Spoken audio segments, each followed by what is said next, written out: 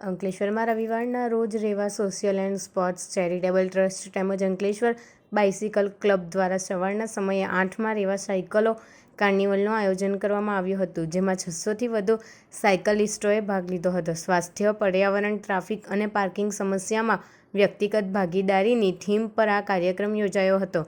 તો કાર્યક્રમમાં વર્તમાન લોકસભાની ચૂંટણી અનુલક્ષી મતદાર જાગૃતિનો પણ પ્રયાસ કરવામાં આવ્યો હતો.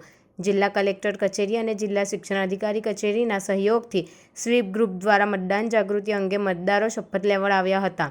દેશમાં આદર્શ આચારસંહિતા અમલીકરણ સાથે મતદાન જાગૃતિનો સંદેશો પાઠવ્યો હતો, જેમાં મોટી સંખ્યામાં ઉપસ્થિત લોકો તેમજ આમંત્રિત મહેમાન અને સાયકલવીરો જોડાયા હતા અને શપથ ગ્રહણ કરી પોતે તેમજ પરિવાર અને લોકોને પણ મતદાન કરવા અપીલ કરવા આહવાન કર્યું હતું. સમગ્ર કાર્યક્રમનું આયોજન નરેશ પૂજારા, મોહમ્મદ જાડીવાલા અને લલિતા ગામી સહિતના આગેવાનો દ્વારા કરવામાં આવ્યું હતું.